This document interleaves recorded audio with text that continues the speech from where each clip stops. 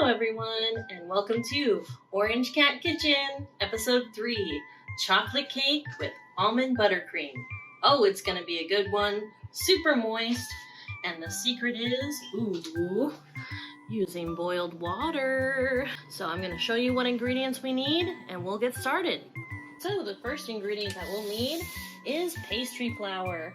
Now the main difference between the different kinds of flours you might see in the store is the percentage of protein in them, and that will actually change kind of the texture of the final product. Also, we're going to need white powdered sugar. This is also called confectioner sugar. It's what we're using to make our frosting. We also need some granulated white sugar. You can use cane sugar, or you can use the baker's fine sugar. We're going to need our cocoa. This is a fantastic cocoa powder. I don't know how to pronounce this, Gouttard, but it is so delicious and will make a huge difference in the quality. If you're used to using Hershey's, jump up to this guy. We're gonna need eggs. You're gonna need 2 eggs for this recipe, okay? We're gonna let our butter soften up for our frosting. It needs to just be at least like room temperature soft and squishy. You're gonna need baking soda for our cake, as well as baking powder. We'll need some sort of vegetable oil. I like to use sunflower. You can use canola, or it's called veggie oil. Some salt. I use pink Himalayan. It's my smallest grain, so it's better for baking. Our flavors. This vanilla bean paste from the Nielsen Macy. Or you can use an extract, which is like alcohol added to the vanilla beans. Finally, for the frosting, I use pure almond. So these are the ingredients that we're going to need today for our chocolate cake and almond buttercream. Let's get measuring and started on that cake. And I forgot milk. That's very important for our cake. We're going to end up using about a cup of that. So you're going to start off with a cup and 3/4 of flour right into our silver mixing bowl. Now we've got our baking powder, baking soda, and flour all together here. What else are we going to add? Well, we need our white sugar and salt. Those are the last dry ingredients. So we're going to get all those dry guys together, okay? In advance, we can get together some of the wet ingredients that we're going to be adding to our dry ingredients in the stand mixer. So I take a measuring cup and our 1 cup of milk. We're going to be having 1/2 cup of vegetable oil. Our vanilla extract or vanilla paste. I really like the way this stuff gloops right out of the bottle. Ooh, that's so cool. Very satisfying. And that's that paste. Oh yeah. Be generous with it, because we can always use a little bit of vanilla flavor in our chocolate cake. And you'll want to crack those carefully so that you avoid getting shell into your wet mix. That was exciting. A little blooped out. And then in the background, we're also going to be wanting to get our pans prepared for baking. So we're going to be greasing them and putting a little bit of flour dust. And we are also going to be getting our hot water boiling. I also want to show you guys that I took ahead of time these baking strips. Now these are really weird but interesting. They're these cloth circle strips that go in water for about 1/2 hour ahead of time before you bake, and they soak up with water, right? And you actually wrap these circles around the outside of your circular baking pan on the outside, and you clip it on with like a little clip.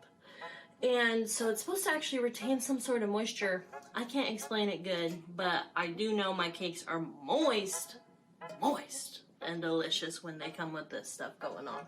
So make sure you soak your little cloth strips if you got them.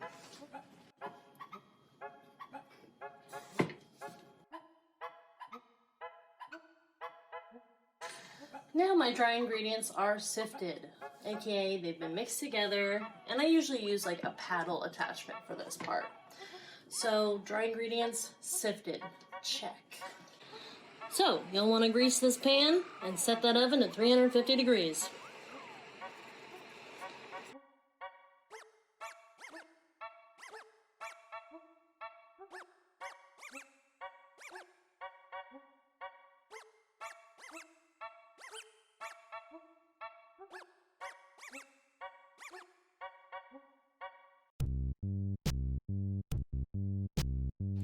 Okay, our hot water is done boiling and we are gonna add our liquids to our dries. So I've got our pre-measured eggs, oil, milk, and vanilla all up in here. And we're gonna add it to this silver bowl.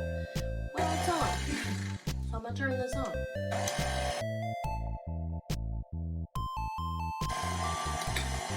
Gotta get that vanilla goop out. See this?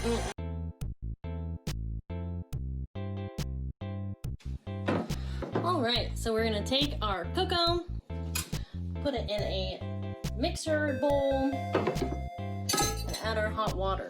Then we're gonna add that to our batter, okay? It's gonna be delicious. So we're gonna be it's calling for a 3/4 cup of cocoa powder. So I've got 3/4 cup of our cocoa powder, and so I'm gonna be adding it to this mixing bowl.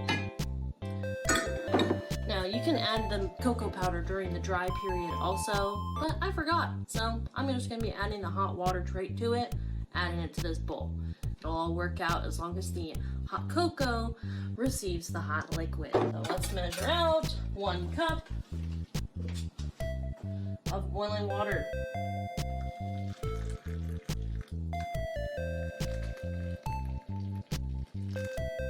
Okay, add that right to our cocoa and stir very well.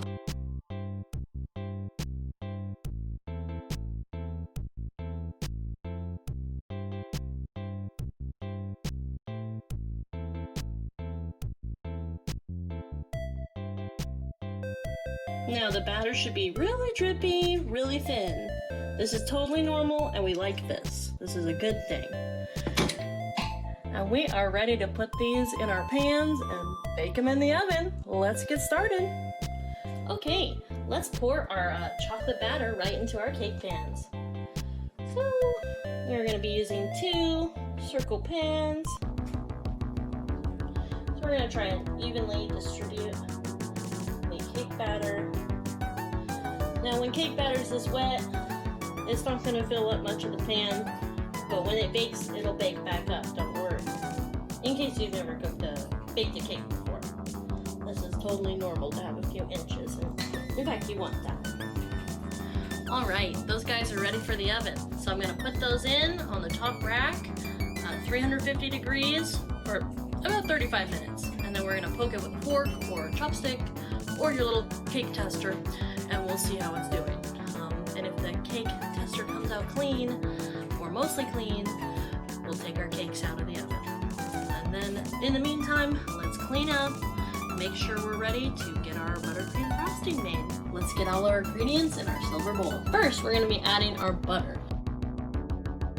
So you're going to end up using 3 whole sticks or 1.5 cups of butter or shortening, whichever one you decide to do. Let's whip up our butter. In order to properly whip up this butter, let's use the whisk attachment and set it to maybe a 5.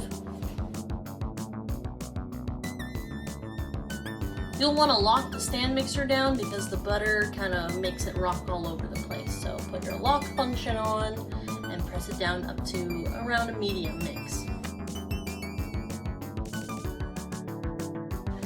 I notice a medium isn't mixing it enough, so I'm going to turn it up to high for a little bit.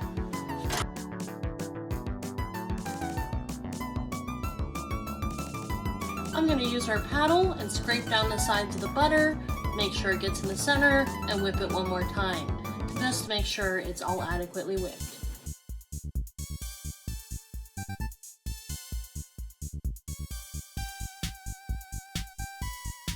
Okay, our butter is now turned a beautiful pale, fluffy color, and we're going to be adding our powdered sugar and then our wet ingredients, water, almond flavoring.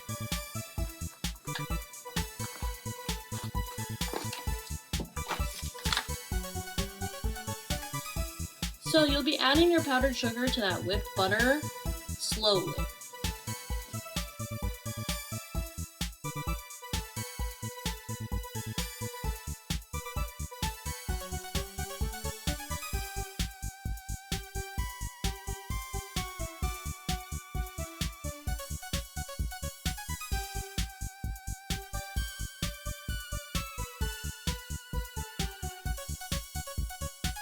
Alright, and so we want to scrape back down anything that's gotten on the sides and piled up so that we can have an even, good mix. It should be really dry and crumbly almost looking right now, but that's just because we haven't added any liquid. It'll almost have like a magical transformation once you add the liquid. Check out how it's almost granular.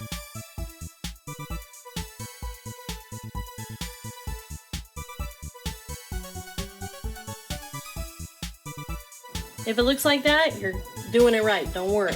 So, there's our timer for our cake. Let's get it checked. Ooh, wow. Now these look good. Look at that beauty. You can kind of hear it bubbling still.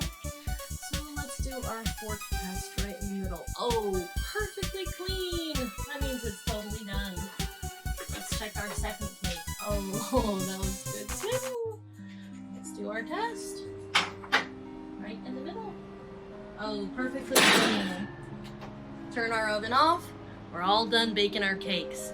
So, our cakes gotta cool in their pans at least half an hour, and then you're gonna be flipping them over onto a baking cooling rack and letting them cool for another 15 minutes at least.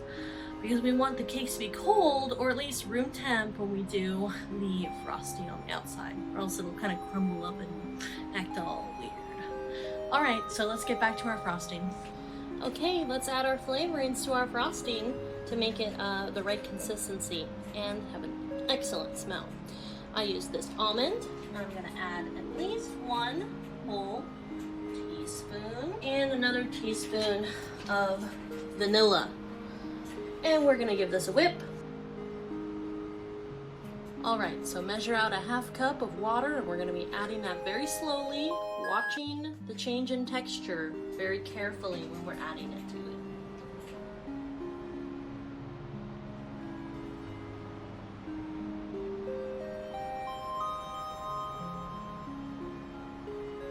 Carefully scrape in to the center, just as you have been doing this whole time.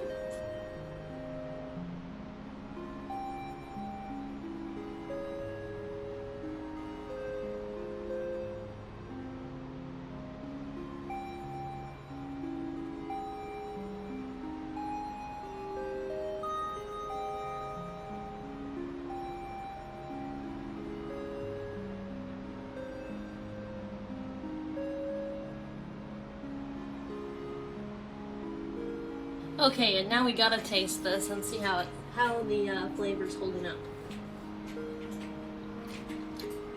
Oh, that's divine. That's gonna be perfect on chocolate cake. The almond, the vanilla, the chocolate. Kind of like eating one of those almond chocolate croissants. Very good. All right, so I like to add a little bit of color to mine. It's up to you. Some people don't like artificial colors and stuff, but I can't resist a bright purple cake. So I'm gonna add a little bit to my mix here. I'm gonna take this lovely violet. Be careful with it because this stuff stains like crazy. You'll only need a little bit. Look at my tiny little spoon I got. Oh, so small. Take this tiny little spoon, dip it in there. You honestly only need to cover your spoon like a little bit. So small of an amount. And whip it right into the batter or the frosting, yeah. Ooh, that's a lovely lavender, but I feel like we could push the color just a little bit more. So I'm gonna use actually the other end of the spoon, like this. Whip it right onto that blade.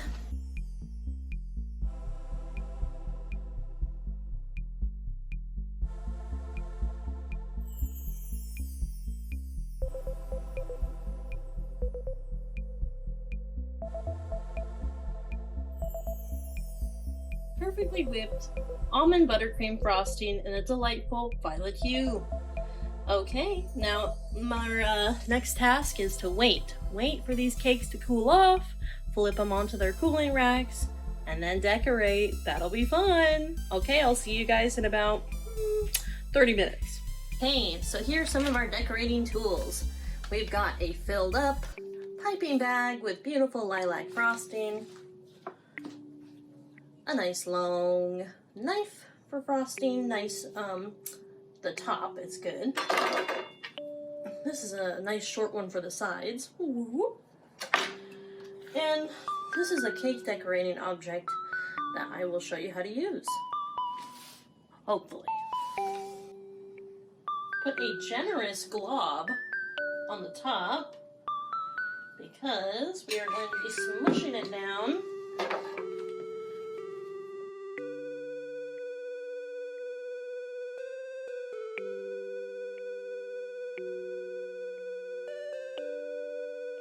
Okay, almost done with our middle layer.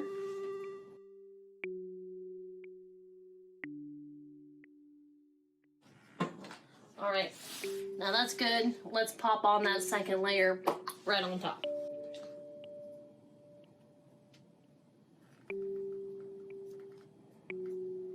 Now we're gonna do another same technique of glopping some more on top. And then we're gonna smooth around all the edges. And finally, decorate with a cute little piping bag.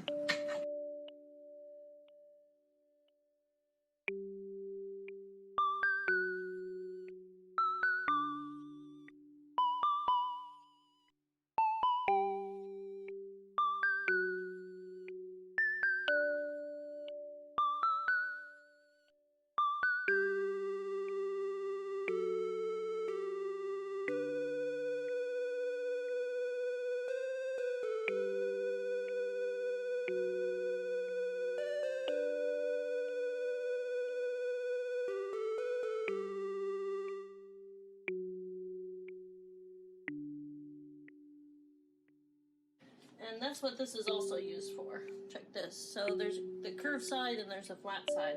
Flat side, go like this.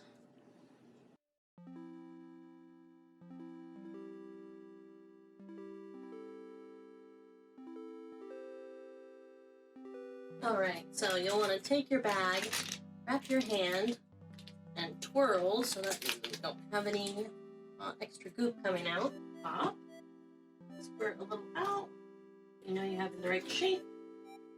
And then this is the fun part, or the stressful part, depending on who you are. So you will want to just do a fun little design now around the edge of our cake. Shout out to my mom for teaching me how to decorate and bake cakes from a young age and getting me interested in desserts. Really appreciate that, and she still watches my videos today and gives me good comments. Thank you, Mom, for your support.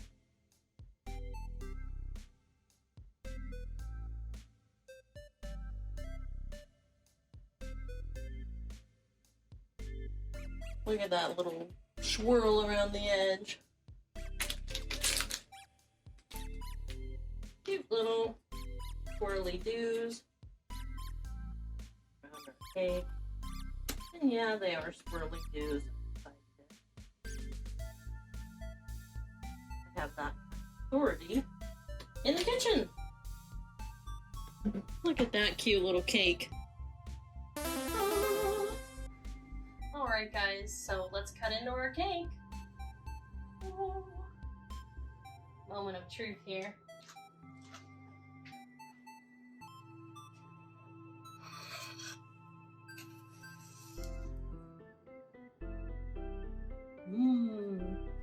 Yum! Look at that.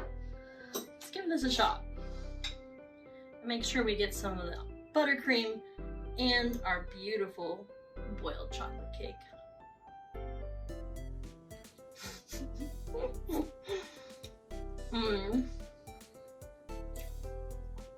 It's so rich.